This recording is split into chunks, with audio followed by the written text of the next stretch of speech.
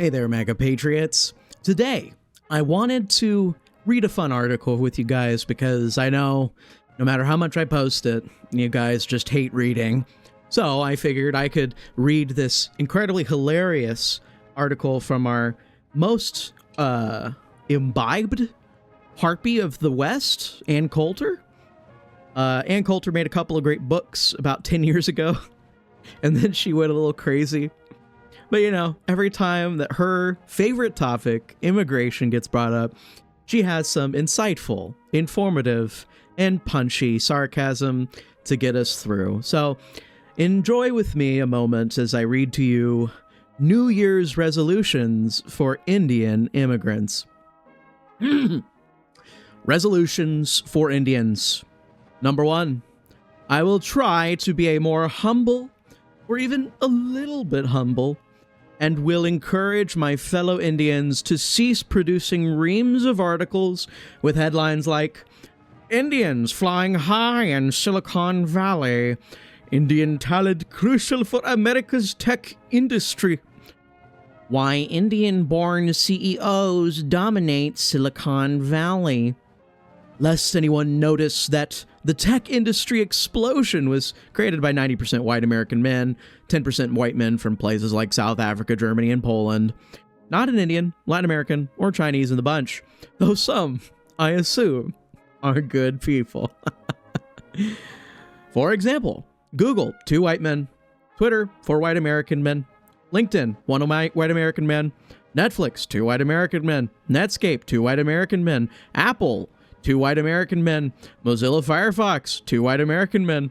Oracle, 3 white American men. Uber, 1 white American man, 1 Canadian. Oh well.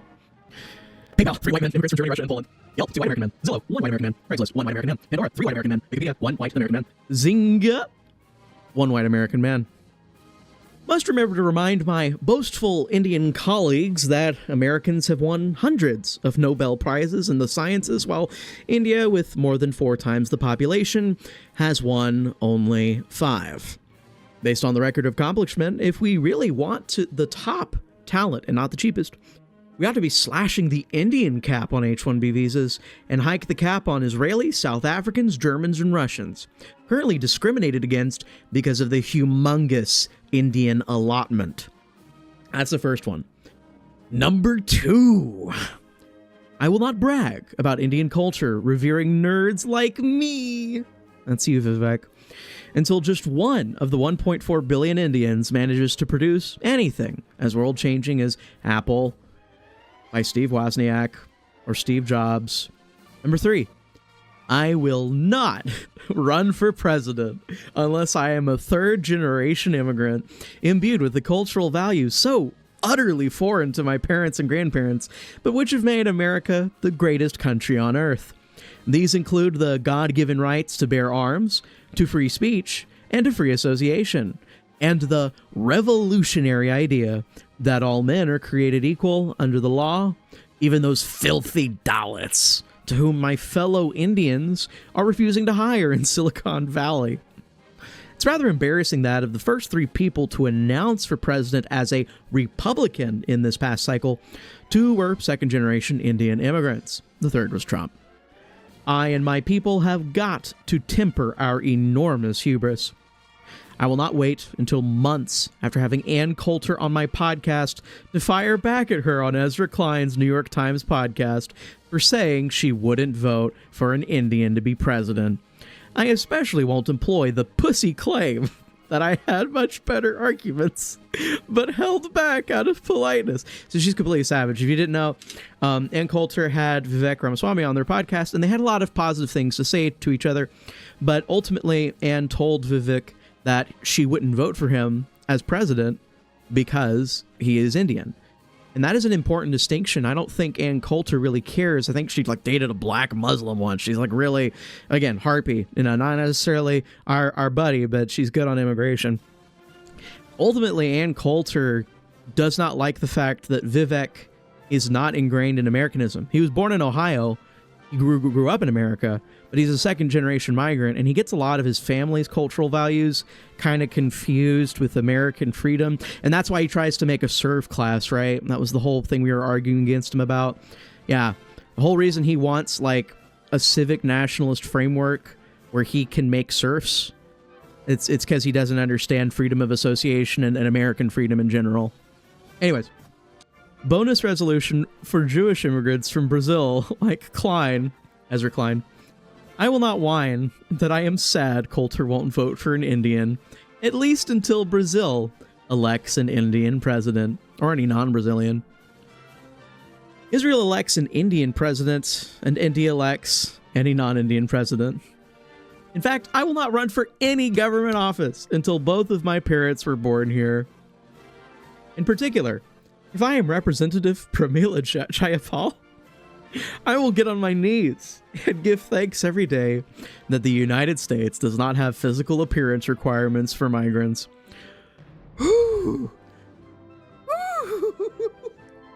Yeah, no, she's got a bit of a sucker face on there, yeah. I'm not one for making too many comments about people's appearance, but not gonna disagree, no comment.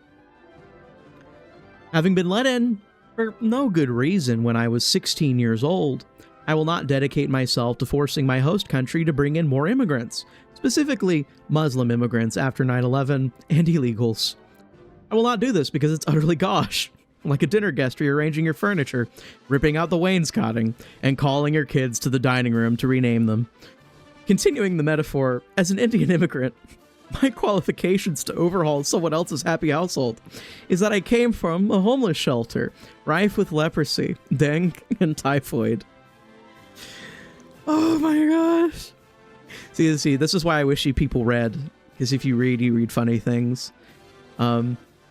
Number 5, I will try to remember that I have moved from a country notorious for cheating to a high-trust society, although a little less high-trust ever since Ted Kennedy's 65 Immigration Act began dragging in people from other low-trust societies, like mine.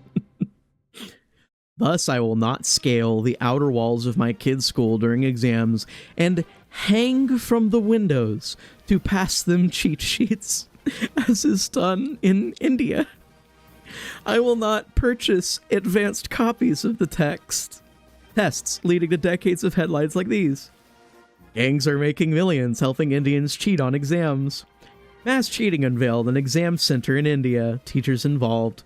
Mass cheating caught on cam, Sakti collector orders probe. How exam scandals threaten the future of India's young people. India's elite exams hid by corruption scam. I will not steal intellectual property, plagiarize someone else's research, or manipulate my own research results. A practice so widespread at my ancestral home that the office of the U.S. Trade Representative put India on a blacklist of IP thieves. I will not pay to have my nonsense research published in fake journals with bought and paid for peer reviews, leading a consortium of news organizations, New Yorker, Le Monde, Indian Express, to dub India one of the biggest global hubs for pay-to-play publishing. I will not brag about my culture admiring tools like Steve Urkel and Family Matters. This is Vivek, if you're not familiar. He told us that if we don't worship Steve Urkel in front of our altar of the glowy television box that obviously raised Vivek from childhood, if we don't worship Steve Urkel from Family Matters, we will not actually get anywhere in society.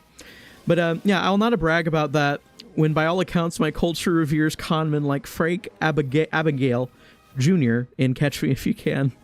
Abagnale. I'm saying it wrong. Okay, number 6. I will recognize that slavery is strongly frowned upon in the U.S. and strive not to bring India's enthusiasm for the institution to my new country. In particular, I will not use the H-1B visa program to bring dozens of slaves I purchased from their parents in India, including a slew of prepubescent girls to serve as my sex slaves. Oh no. And if you didn't know, yeah, all of the migrant work camps, the construction sites, and yeah, even the tech bros, they have sex slaves. Didn't know if you knew that, but the serfs have serfs. It's just like Imperial China, boys. Oh, no. That's what multimillionaire real estate magnate Lacaretti Baliretti did. It's easy to be a multimillionaire when you're using slave labor, by the way. And boy, was his face red when an American woman happened to spot a couple of his dead sex slaves being carried up in rolled carpets through the streets of Berkeley. For more, see Adios America. Yeah, that's her like one really, really good book. Necessary reading if you have no background on immigration.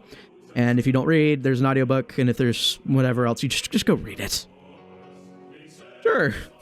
Mexicans, Egyptians, and Koreans also get caught bringing slaves to America, but the prevalence of Indian immigrants in the U.S. slavery trade is hard to miss. 2023, 20-year-old Indian student held captive for months without access to a bathroom, viciously beaten, and forced to work at 3 homes by his cousin and 2 other Indian men. 2020, Gilroy couple charged with enslaving Indian immigrant. 2012, U.S. judge grants $1.5 million as compensation to enslaved Indian maid. 2011, Rockland district attorney, family kept Indian woman as sex slave. 2008, Varsha Subnani from Indonesia was convicted with her Indian-born husband on a 12-count federal indictment that included forced labor, conspiracy, and involuntary servitude. As part of my heroic resistance to slavery, I will not lie about the H-1B program, which is nothing but indentured servitude, outlawed in my new country in 1867 by the Peonage Act. No right to quit means it's serfdom. I will get that as a tattoo. So yeah, as you guys can see, she's a very entertaining writer, at the very least, when she wants to be. I am not endorsing everything Ann Coulter says. She actually was very wrong during the election cycle. She wanted DeSantis to replace Trump. But the war's over. The dust has settled. And maybe the old harpy finally has a couple good jokes left in her. But ultimately, we need to do what she did for the past couple decades and raise awareness about the abuses in our system of H-1B, of the general slavery that these people participate in, and realize that we're different. Americans are different, and American citizens don't just deserve more. We're built for it. So, I hope you guys enjoyed. Go check out Ann Coulter Substack if you want. Some of her opinions aren't bad. And otherwise, I hope you all have a fantastic rest of your day. Bye-bye.